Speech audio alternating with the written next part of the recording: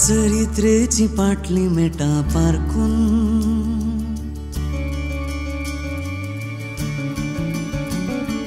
भरवशाची फुडली पावलां चमकून